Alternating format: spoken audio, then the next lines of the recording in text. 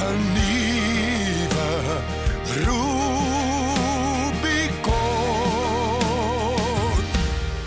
word ontbloot.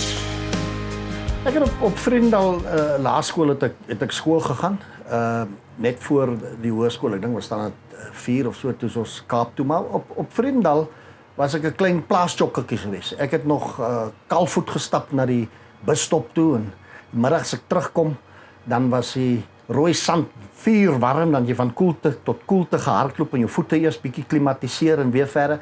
En dan jou maatjies was die bure se seun in die kleerling kinders met wie jy gespeel het. Dis met wie ons gespeel het. Politoe blikkies en draadkarre gemaak, ketty geskiet, akkuraat geskiet, saam moeilikheid gemaak en dan my pa ons ingeroep en dan het ons daar gebuk en dan het ons almal 'n rotting gekry, hulle en ek in kluis. En dit was my speelmaat saam met 'n paar plaasbure om en dis maar hoe ek as kind groot geraak het en ek dink dis waar ook mekaar begin verstaan het en dis op 'n baie jong ouderdom waar jy begin agterkom daar's kultuurverskille. Jy kan saamwerk, maar jy moet die ou 'n kans gee om sy kultuur te doen en jy jou kultuur te doen. Maar saam kan julle 'n doelwitjie bereik as julle saam ketty gaan skiet en saam stil bly en saam die voeltjie aim en skiet en dan kan jy dit bereik, maar vanaand doen hy sy ding en ek doen my ding. En ek dink dit was 'n leerskool en ek dink is vandag nog min of meer op plase so, ek hoop so, ek weet nie. En daar het ek skool gegaan, warm dorpie, klein dorpie, aardse mense, wat jy sien is wat jy kry. Daar's niks plastiek nie, jy hoef nie fancy skoene te dra, fancy klere nie, fancy karre nie, jy net die lewe geniet, Daarvan af was ons toe Kaap toe, ek is toe Kaap self, ek het toe Monte Vista Laerskool, langs die N1 op pad Kaapstad, CBD toe, het ek toe gewees, my laaste standaard 4 of 5, en daarvan af is ek hoërskool J.G. Meyering. Die laerskool daar was weer eens in Monte Vista gebly, klein plekkie gewees, was 'n aanpassing van die plaas af gewees. Jy het nou nie meer daai kleerling maatjies nie, jy het nou net blanke maatjies. Maar die uitkyk op die lewe is presies dieselfde. Hoërskoolloopbaan gewees, my hoërskool van standaard 6 tot matriek daar gemaak. Ek was 1982 was ek die eerste span rugby kaptein daar. En ek het groot gegaan daarso. Daai tyd was nie gap jaar. Jy moet gaan studeer as jou ouers geld het of jy moet gaan jou mediese jou weermagloopbaan gaan doen. Ek het toe gekies laat ek die weermag eers gaan doen, dat ek dit agter die rug kry. Ek is toe Appington toe, van Appington af het ek gekeer vir offisierskering en ek is toe Oudtshoorn toe. En daar het ek my jaar in Oudtshoorn gedoen. En ek sê altyd, ek het nou my seun is in die UK, jy weet nou klaar my vrou, nou sê ek my vrou, jy praat elke dag met hom, jy sien elke dag sy gesig. Ek het vir 'n jaar daai tyd, en nie net ek nie, almal my ouderdom het vir 'n jaar gestaan by 'n telefoonhokkie, om jou 20 sent of 50 sent in te gooi, om net vir jou ma te sê, jy lewe nog, want jy het nou 3 maande laas met jou ma gepraat, en dan 4 ouens voor jou, dan blaas jy vletjies, dan moet jy begin hardloop en jou skoene skoonmaak, en dan kom praat jy ook nie met jou ma nie, en dan gaan die lewe maar net aan. En jy het jou ma gesien, 1 keer 'n jaar, die eerste jaar moet 'n 7 dae pas, en die tweede jaar moet 'n 14 dae pas. Vandag met die tegnologie sit jou kind duisende kilometer ver, en jy telefoon op, jy druk 'n knoppie, en jy sien hom lewendig, en jy's lewendig in julle gesels, en hy wys jou in die omstandighede wat hy is, en jy draai die kamera, is 'n heel ander omstandighede, dis hoe die tegnologie die wêreld, so daai tyd het ons dit gemaak. Maar toets ek my offisierskering en toets ek uitverplaas na 101 bataljon. Baie trotse bataljon wat 'n Ovambo bataljon was. Dit was Ovambos in Ovamboland. Nou daai tyd met die oorlog in Suidwes-Afrika was die vyand Maswapo, was Ovambos. So dis hulle broers gewees. En dis ook die oorgangstyd net wat 101 begin van van Buffels oorbeweeg het na Kaspers toe. Wat 'n baie beter voertuig is. Nou 101 bataljon is 'n baie unieke bataljon. Ek dink dit was een van die beste in so ook het generaal Meyering ook eendag in 'n toespraak gesê, die beste teeninsurgensie eenheid in die wêreld. Die weermag het nie doktrines gehad vir ons. Ons moes doktrines self ontwikkel. op baie stadium met die polisie toe al Koevoet gehad. So ons het gesien hoe Koevoet geopereer het met 4 karre in 'n span en ons het maar min of meer dit, maar ons het 'n tipe ander taak gehad. Waar Koevoet 'n polisieering gedoen het binneland, was ons meestal ekstern buiteland. Maar ons het swaar gekry in die begin, ons het moeilik gekry, ons was dom, maar ons het vinnig geleer. Ons was vinnig geleer. Die Casper was net 'n voertuig wat uniek was. Hy het die Bosoorlog van daar af het hy uitoorleef tot en met in 89 waar die oorlog gestop het, was hy nou maar daar en hy die oorlog gedryf. 101 bataljon was 'n bataljon waar ons reëls en regulasies van die weermag aangepas het, verbreek het, gedraai het, sodat dit ons pas, sodat ons 'n beter produk op die tafel kan sit. Daar's nie 'n manier hoe jy op 'n spoor kan hardloop met jou weermag uniform, breinhemp, breinbroek en jou boots, en jy probeer nou op die spoor hardloop in Swapo nie. So ons het gegaan en ons het gesê, kom ons maak vir ons 'n T-shirt, daarom eenvormig 'n T-shirt. Kom ons gaan kry vir ons 'n ligte boot. Daai storie van as jy pomzet trap, hy help jou met die, sê pomzet trap, papie pomzet, of jy nou 'n dik boek, gewone army boot of jy seilboot het, jy kry seer. So ons het die goed in die bevel voor dit goedgekeur.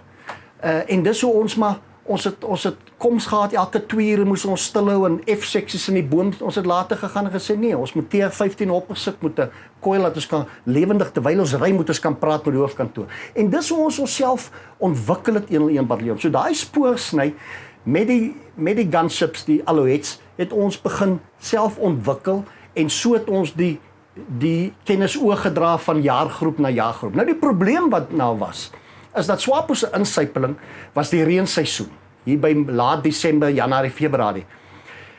Die loslaat van die nuwe offisiere en onderoffisiere van Oudtshoorn was ook Desember.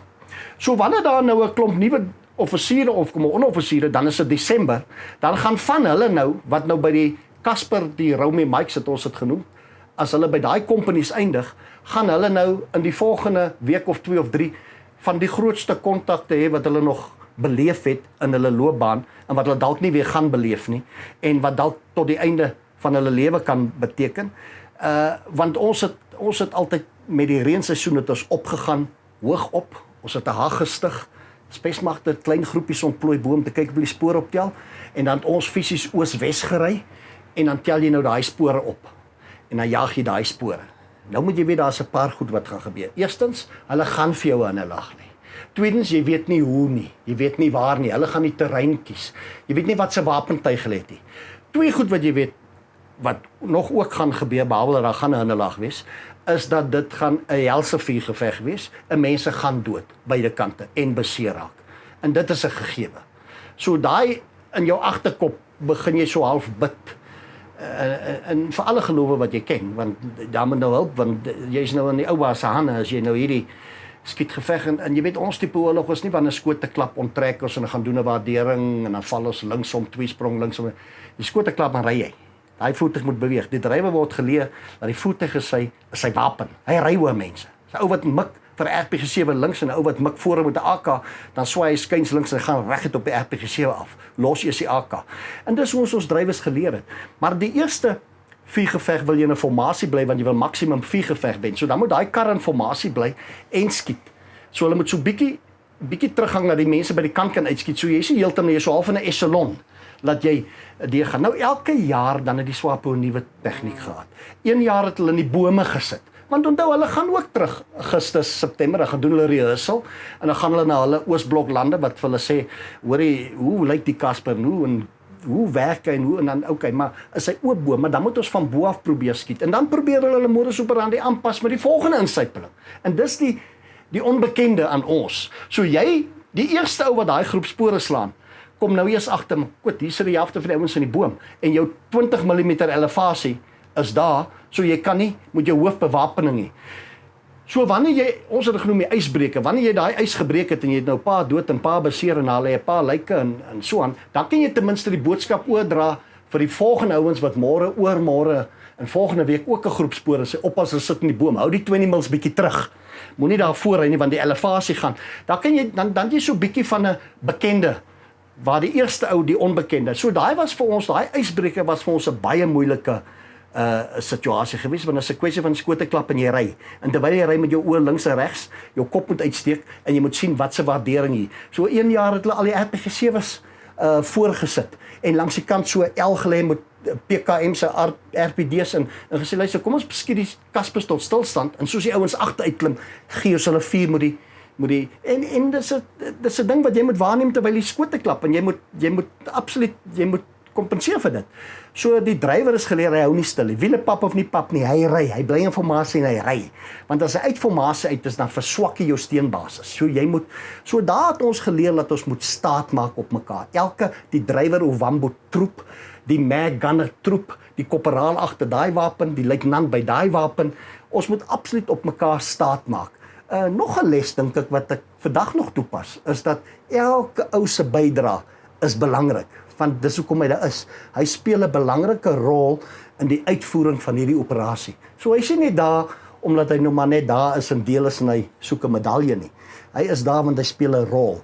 En dis hoe 101 hoe ons groot geraak het in 101. Ons is fisies in 'n rivier gegooi, ons het daar uitgeswem. Ons het 1 jaar het hulle ons kom evalueer en gesê nee, wag, ons moet hierdie doktrine vasmaak. Julle werk bietjie lossigheid vir die weermag, soos wat die weermag maar is, want alles moet en hulle het vir ons 'n span gestuur, het kommandant Charlie Hooghavel, Major Tas van Solom, hulle het gery, Charlie Hooghavel het saam met Derek Els gery, vir 'n week ontplooi Tas van Solom saam met my, om nou te evalueer, want onthou daai stadium, die gewone mot voertuig infantrie was buffels. Jy ry buffels eerste been af, boonste ouens gee 4 steen, 'n klomp spring af, as hulle onder skiet hulle, dan spring tweede been af, en die buffels, en dis die naaste aan ons tipe, maar daai het nie gewerk in ons omstandighede nie, het nie gewerk nie.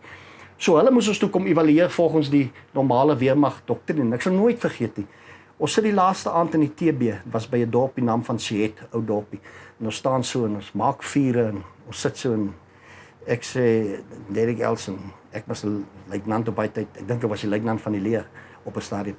Ek sê, kommandant, hoe vorder ons? Hoe het ons gedoen op die evaluasiestaat? Hy sê, julle het nie dubbelsyfers gekry nie. Met ander woorde, onder 10%. Ek sê, nee, nou vra Derek, want hy is nou kaptein, meer my senior, maar kommandant, hoekom? Hy sê, kyk byvoorbeeld om julle, die vure wat julle maak, is julle so geleer op in van die skool? Ons sê nee, maar nou begin ons motiveer, want jy is nou in die oorlog, jy wil nou vir die kommandant verstaan, dit werk anders is. Jy weet, ons like die vure, laat hulle kom, want in môreoggend het ons spore om te jag. Dan sit ons karre teen hulle voete, en hulle het baie lank pad om te hardloop, maar jy weet nou verduidelik, hy sê byvoorbeeld, daar's minimum wag gestaan in die TB's. Ons sê ja, maar ons slaap lig. En daar's altyd iemand wat wakker is. Ons het nie 'n wagstelsel, die ou staan wag en daai ou. Hy sê byvoorbeeld as jy ry, sit jy soos cowboys bo op die karre. Jy weet, in Major Tas van Solom gee ook 'n inset daar, wat waardevol is, want dit is hoe die doktrine van die weermag is. En ons sê, maar kommandant, het jy gesien hoe sit die ouens bo, want hulle kyk die spoor. Het jy gesien hoeveel keer sê hulle, stop vir die drywer, en klim hulle af en stap hulle, klim hulle so paar af en stap hulle, sê nee, is 'n ou wat beeste aanjag, of hier swapo, en hy jag ons swapo. En ons sit bo, want as ons in 'n hinderlaag ry, en daai slak van die RPG7 gaan deur die kar, tref dit deur jou been. Om 'n lang storie kort te maak, ons slaap die aand, ons ry die oggend, ek ry vooruit, Derek sê, hy kom so 10 minute na my, en toe ek so by die kaplyn kom, te hoor ek hier agter, en ons draai om en ons ry. Die storie is toe, kommandant Hooghavel het toe gedoen wat die weermag doktrine sê, vasgestrap gesit, agter die hats waar die bevelvoerder waar Derek staan, vasgestrap gesit, sy staaldak, sy safety belt, net soos wat hy geleer was en ons het soos cowboys, ons ouens boop gesit. Hy is doodgeskiet, en Derek het bietjie skrapnel in sy rug, en 2 troepe het in die bene skrapnel. Maar dit is hoe ons groot geword het, so jy die weermag doktrine, en dan jy Pretoria wat vir sê, dis die doktrine jy moet, en dan jy bevelvoerder, wat vir ons gebeklei het, kolonel Willem Welgemoed sê, daai doktrine werk nie hier nie, ons sal ons eie doktrine boekstaaf, dit werk nie hier nie, maar ons moes 'n doktrine boekstaaf wat net vir ons op toepassing is, want daar was nie nog 'n ander eenheid soos ons, daar is nie 'n ander eenheid wat spore gejag het nie.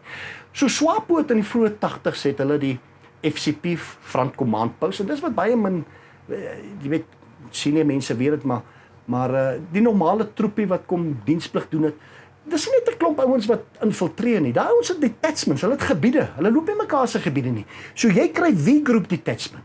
Jy kry E was later V-groep. Jy kry MD detachment, MT detachment. Daar's 'n detachment commander.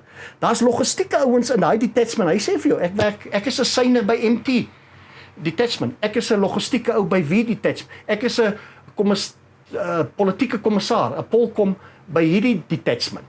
So dis detachments.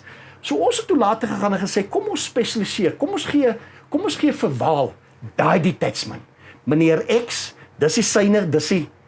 Ons het toe later pamflette afgegooi die company members. Die eerste was toe Tom Ferreira en Derek Els met hulle gesigte wat hulle by die kasbestande afgegooi het en gesê het, meneer X, ek opereer ongelukkig in dieselfde gebied as jy. Jou grens is van daar tot daar, dis my grens ook. So ons gaan mekaar kop aan koppie loop. Ek het 'n kasper, jy's te voet. Ek het kos en water, jy moet bedel. So laat ons mekaar mooi. En dit is die beïnvloeding wat ons toegepas het. Daai kom-ops het ons toegepas. So ons het ons absoluut op detachments begin indeel. Later van tyd het 101 toe besef maar ons baie meer staande maglede begin kry want die probleem is die diensplig wat Desember kom en dan is jy in die grootste oorlog met nuwe oudjies en toe het ons nou begin staande maglede werf en ons het begin van die Ovambos oplei. Die eerste swart offisier wat saam met ons kursus gedoen het, hy het geen voordeel gekry die feit dat hy Ovambo was. Hy was pastoor in Joba, wat die pastoor was in Ovamboland. Wat SWAPO toevallige landmyn geplant het en hy dood is, was sy seun by 101 bataljon. Hy was 'n troep, hy het later 'n korporaal geraak, hy het later 'n eerste swart offisier geraak, hy het saam met ons vorme gedoen, saam met ons wet gedoen, hy het al sy kursusse onder die eerste 4 gekom, saam met ons gaan uit eet, saam gaan moeilikheid maak in die spur, saam in die boksgevegte gewees met die siviele persone, en vlot Afrikaans en Engels, en hy het toe later 'n kaptein geraak by 101 en so het ons toe nog luitenante opgelei en so ek dink as die oorlog nog 2 jaar aangegaan het in daai omstandighede met die hakkejag en die spoorsny, dan was hulle self onderhoudend geweest, Ovambo bataljon, want die RSA lede moes nou maar daar kom opoffer vir 'n jaar en dan terug en opoffer vir 'n jaar en sê jy staan en mag is en dan moet jy jou vrou opbring en dit is 'n bietjie ongerief. Ek meen ons kolonelle daar seker 5-6 jaar gebly met sy vrou. Hy het sy kind opgebring, sy seun, Ben Welgemoot om naby hom te wees en Ben Welgemoot is geskiet uit toevallig uit 'n boom uit terwyl hy sit om in 'n kontak om af te gaan om die radio te aan te skakel toe of te herstel toe skiet hulle met 'n SKS geweergranaat en hulle skiet hom uit die boom uit en hy's blind vir die res van sy lewe gewees. 101 was gestig as 'n tuiswageenheid met 9 mense. Hoekom 9? Daar was 7 Ovambo stamme. So die weermag het toe daai tyd gegaan in 74 na die hoofmanne toe en gesê ons gaan elkeen vir julle 'n leiwag oplei. Toe staan die Ndongwa en die Kwanyama stam op en sê ons is baie groter, ons moet 2 leiwagte gee. Toe sê hulle okay, dis waar die eerste 9 opgelei was. Nou die laaste ou wat lewe van daai 9 is laas jaar oorlede op 95. Samuel Israel. Hy daar beginne. Hy toe het ons 'n opleidingseenheid geraak, toe het ons tolke en spoorsnys vir die Suid-Afrikaanse ouens geraak, toe het ons die reaksiemag, die Romy Mikes gestig hier by 82. Dries van Wyk, Tom Ferreira, daai ouens toe. En toe het ons van die Buffels oorbeweeg na die Kaspers toe en toe die oorlog stil opgehou het, toe was Samuel Israel nog daar. En hy is toe gestuur en ons het die voorreg gehad om 2016 om te gaan besoek by die kraal. Jy sal hoor baie keer sê ou vir jou ek kan nie vergeet van Fanie nie, hy het langs my gelê. Ek het diensplig gedoen in 82. Toe skiet hulle hom en dit het in Fanie se kop vasgeslaan. Nou as jy nou daai insident 12, 15, 20, 30 keer gehad het en Fanie het niks oorgekom nie. En Fanie was heeltyd langs jou. Dan's jy en Fanie vandag baie groot maats en julle is vandag nog kontak. So ons was in omstandighede wat ons saam gehuil gelag en ons het deur diep water gekom en ons was jong seuns wat mekaar support het en ons het net kontak gehou met mekaar. Ons het absoluut kontak gehou, ons het mekaar support, ons het mekaar geleer, soos ek sê daar's nie 'n keuring en 'n doktrine nie. As ouens Desember gekom het ons Lemier so op toe gevat, Pannetjiesvlakte en ons sê goed, Oudtshoorn nou vir jou geleer, jy mag 3 meter van 'n ou afskiet, want dan is die veiligheidsbepaling, maar kom ek wys jou. Daar's 'n saksie tussen jou bene. Dit is hoe dit hier gaan wees. So raak gewoon. Vat jy hier skiet daai ou, vat jy daar skiet daai ou. Skiet, hier's die RPG7. Jy het nou 2 rondes geskiet. Hier's ons 20. Skiet 20. Daar's 'n bewegende ding. Skiet uit die kasper uit terwyl hy ry RPG7.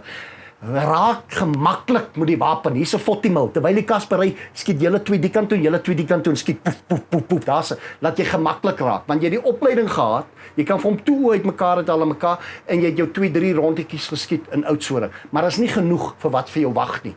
Jy moet gemaklik wees. En al is jy nie die RPG-7 ou nie, jy gaan in omstandighede kom waar die RPG-7 ou agter in jou voertuig dood lê en as daai ding met jou lewe red, dan moet jy hom kan vat. En dan moet jy hom gemaklik vat. En dan moet jy vir hom draai en sê oppas agter vir die en dan skiet jy. En dan red jy dalk die hele res van die voertuig. So jy moet gemaklik wees. Ons het hulle radio prosedure gesê, luister, 11 Alpha, dis 12 Alpha berig oor is te laat. Daar's 2 RPG-7 die mekaar. Waar hulle 6 draai links, baie korter, daai beveel. So ons het die weermag doktrine absoluut verkrag van dit, stel dit so, maar dit het gewerk. Dit het gewerk en ons het daai ding so vervolmaak. En dis 101 bataljon tot die dag wat hy afgesluit was. Ek het 'n klip waar generaal George Meiding sê dit was in, ek dink dit is 85, die eenheid met die beste gevegsrekord in Suid-Afrika. Nou jy kan verstaan die omstandighede dit toegelaat ook. Jy moet nou spesmagte was verkenning. Hulle het nou wel 1 of 2 toe die Eheke byvoorbeeld was 'n groot aanval toe die SWAPO nog basisse gehad het. En hulle kom agter maar as eenhede so spesmagte en 3-2 wat absoluut as hulle jou gepinpoint het en hulle doen hulle loopgraafopruiming het jy nie kans nie. Hulle moet rond beweeg. Toe begin hierdie forward command post FCP's rond beweeg. Toe is dit nie meer 'n voetsoldaat se werk nie. Want hy grawe nie loop, hy's hierso vir 'n tydjie en as hy so. Toe begin dit nou 'n mobiele oorlog en dis waar ons toe net op die regte tyd op die regte plek gekom. By 101 wou niemand 'n generaal geraak het of die Samuel van die leer nie. Die ouens was daar in my geval. Ek het soontoe gegaan om my diensplig klaar te maak. Maar omdat jy 'n jong plaasseun is jy maar 'n adrenaline junkie van ons. So die gogga het my daar gebyt. Jy weet jy's so jong mannetjie, jy het nou hierdie opleiding gehad. Ewe skielik gooi hulle jou daarin met 4 voertuie, man. Jou pa het jou so ou skrypkarretjie gekoop wat jy ry. Nou het jy 4 van hierdie pansergoeters. Die oorlog is wat jy geleer is, jy wil gaan beklei. Jy het 'n klomp troepe onder jou beheer wat al deur 'n paar oorlogsessies was en in die adrenalien begin pomp. So ek het my eerste jaar gebly en toe daai tyd dink ek het hulle jou R1000 gegee of R2000, dan sluit jy aan kortdiens. Toe sluit ek aan nog 'n jaar want dit is nou lekker en ek sê my pa nee, ek gaan daai stadium my pa geboer op Vriendal en gesê jy moet huis toe kom. Jy moet nou besluit, jy moet nou kom doen wat jy wil doen hier. Toe sê ek nee, ek gaan nog 'n jaar hier bly, dis lekker. Nou ja, ek het net die 7 maande afgekom. Ek het daar gebly. Toe die bevelvoerder vir my gesê, maar hoor jy moet ergens op kursus gaan. Toe sê ek nee, ek stel nie belang in kursus. Hy sê maar jy gaan so luitenant bly. As jy nou Stannemag aansluit, dan kan ek jou op kursus stuur. Sê ek wil nie Stannemag wees, ek wil ook nie kursus doen nie. Toe bly ek nog die 3de jaar en toe sê meneer, kyk hierso, ek kan jy nou nie stuur vir vorming, jy moet toe sluit ek Stannemag aan. Toe sê ek maar wat doen ek as ek wil loop? Toe sê hy dan betaal jy en dan ek dink R50 wat ek kan nie onthou nie. Jy vra en jy loop, jy bedank en dan gat jy. Ek sê okay. So ek het byvoorbeeld in einde 83 luitenant geraak. Ek het in 89 eers 'n kaptein geraak. Toe ek soos ek Stannemag van die begin af en ek het gesien dit is 'n loopbaan en my kursusse gedoen en gejaag, dan was ek ook nou kon ek gesê ek is die jongste majoor of kaptein in die weermag, maar dit was nie die doelwit nie. Die doel was die adrenalien, die samehorigheid, daai kameradie, esprit de corps by die weermag. Daai was lekker en op die stadium was dit boring om nou iets in die RSA of te gaan boer of te gaan swat was bietjie boring. So hierdie was lekker en die gog het jou net daar en voor jy kom kry is jy in die dinge. En daar's jy. En baie van daai ouens was so.